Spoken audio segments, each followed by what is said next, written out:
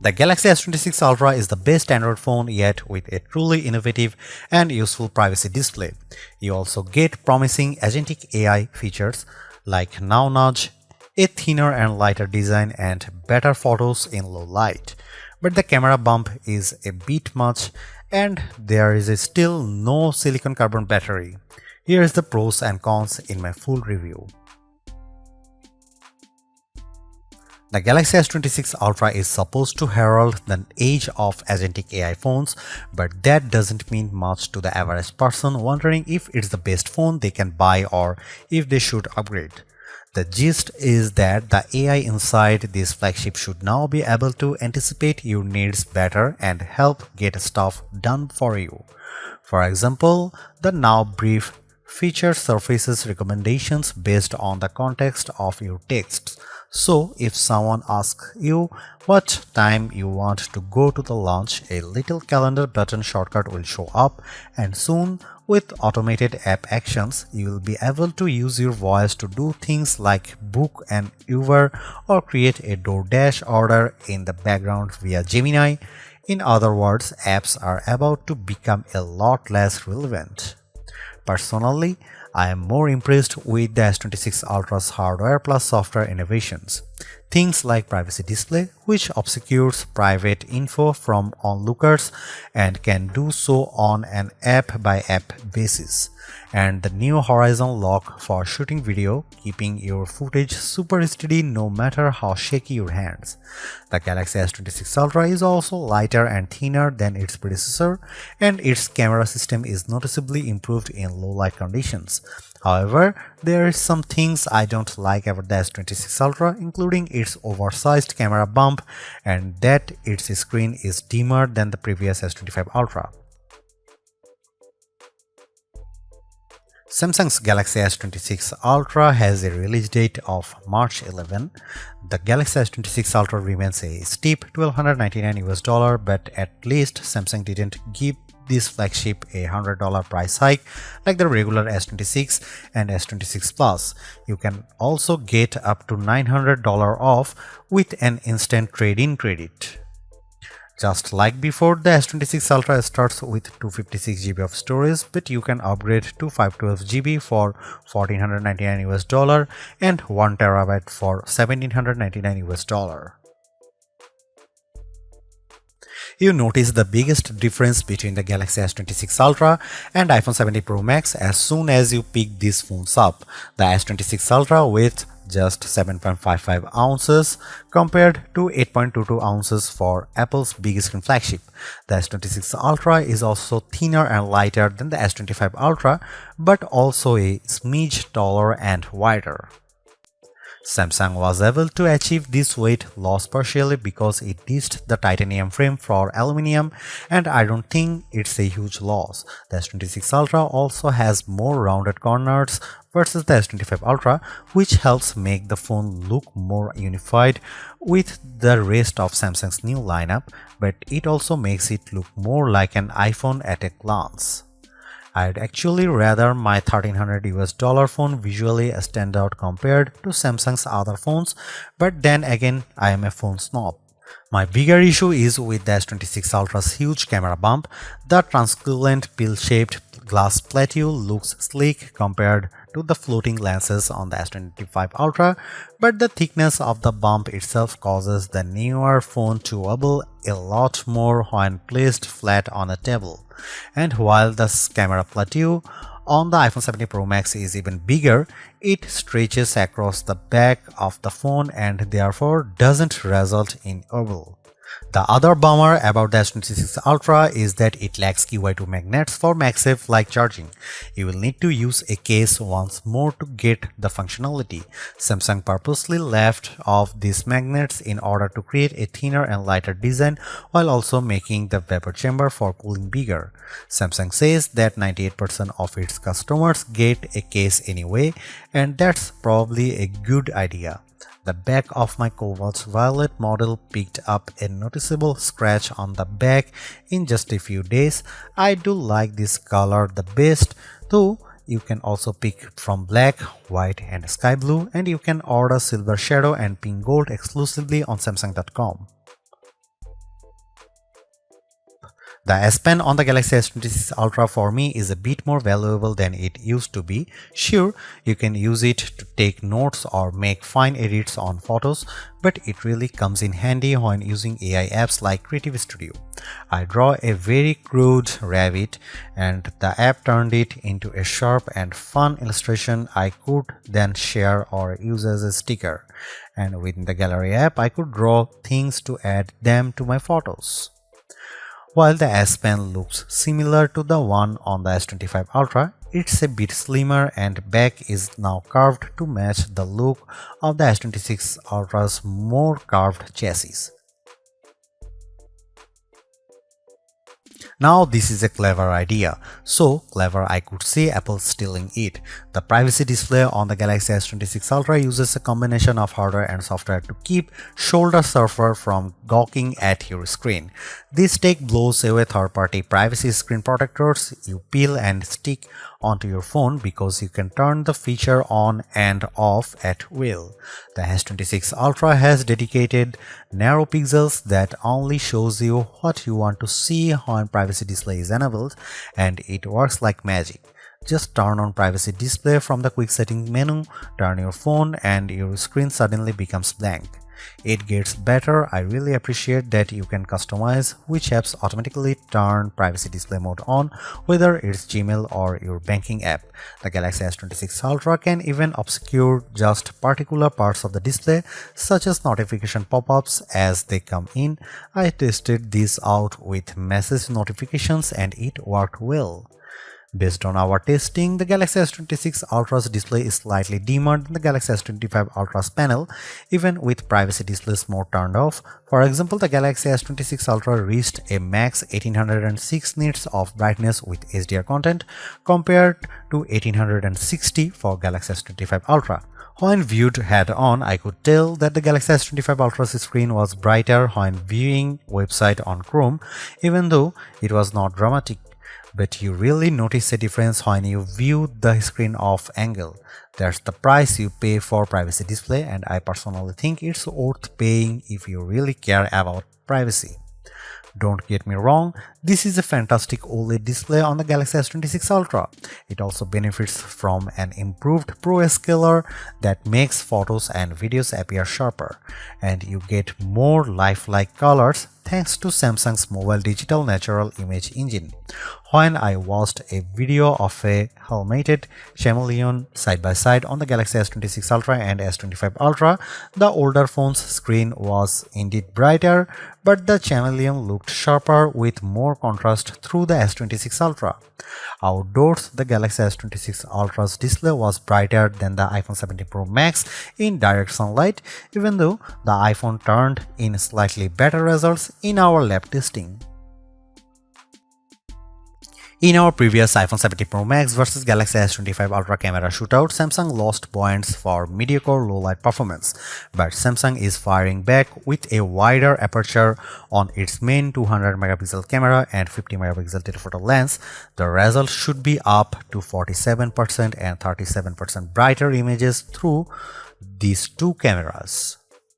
So I put that to set the test in a series of shots with the Galaxy S25 Ultra and Apple's flagship.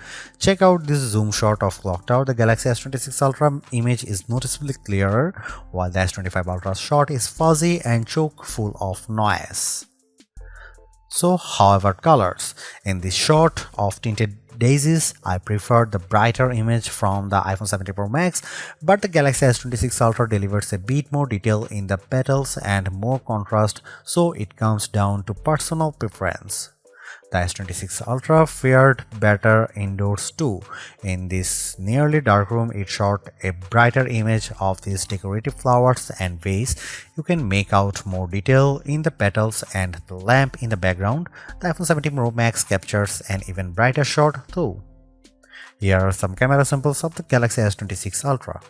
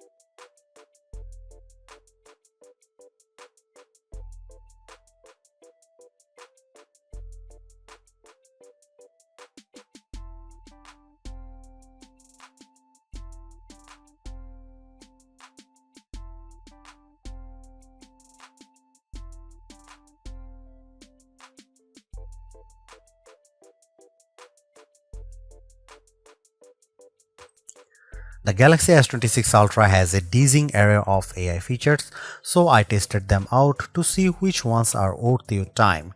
There is a handful that stand out. The new Now Nudge feature can surface suggestions on the fly based on the context of your texting conversations. When I got a message asking if I was free for lunch on Tuesday at 1 p.m., I pulled up the keyboard and Now Nudge automatically showed me a calendar button so I could jump right over to the app. It also displayed right in the messaging app what was on my calendar at 11:30 through not 1 p.m.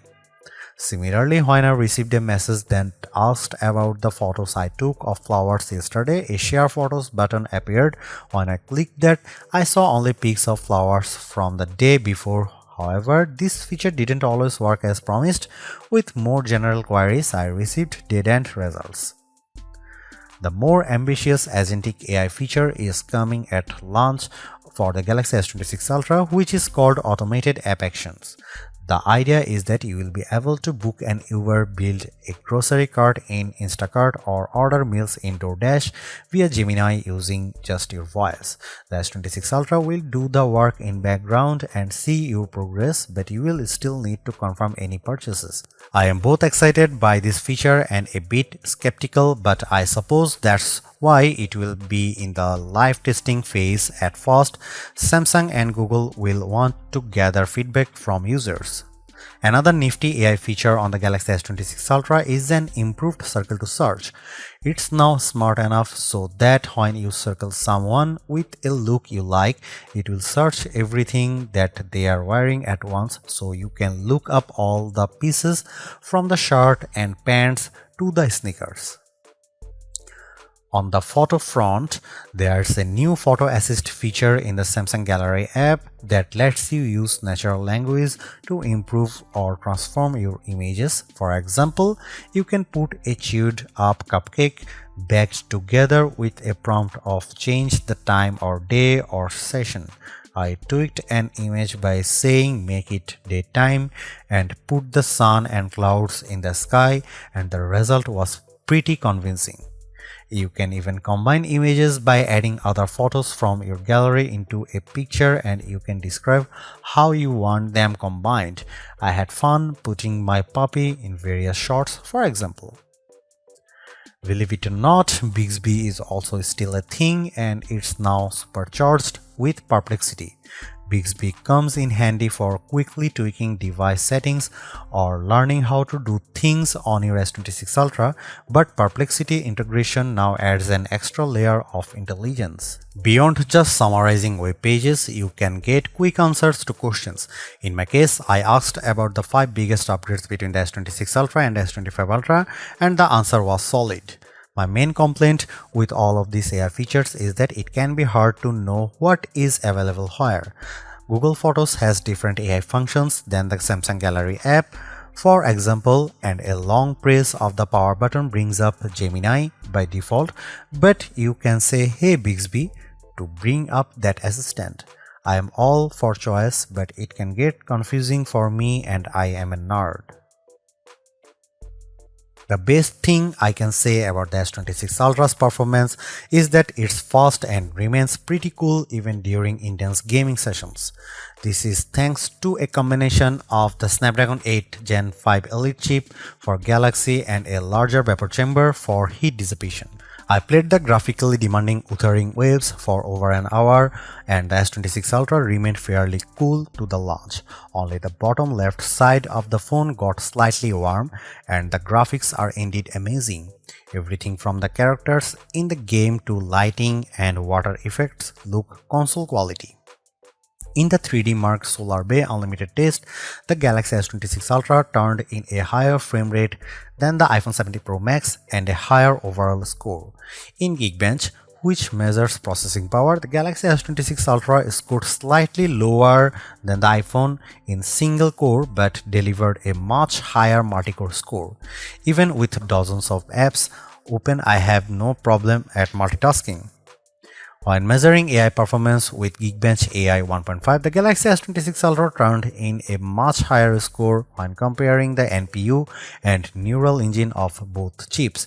That's a 71% gap. The Galaxy S26 Ultra is one of those phones that should get better and smarter over time. The Agentic AI features are good now but should become more useful as the phone gets to know your patterns.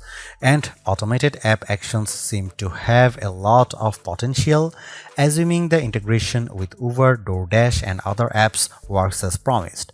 The reasons to get the S26 Ultra right now and upgrade your phone are features like privacy display. At a time phone makers are being criticized for iterative updates, this is a truly innovative feature that solves a problem and it is completely customizable. I am also very impressed with the horizon lock feature when shooting video and improved low light photos and videos. I'd like to see a design that doesn't wobble on your desk with a revamped camera bump, and I'm a bit worried that I got a scratch on the back of the phone after just a week of testing, and while the battery life is solid, the iPhone 17 Pro Max is still ahead on endurance and Samsung could surge ahead if it embraces silicon carbon tech. Overall, I highly recommend the S26 Ultra. It's super smart, sleek and fast.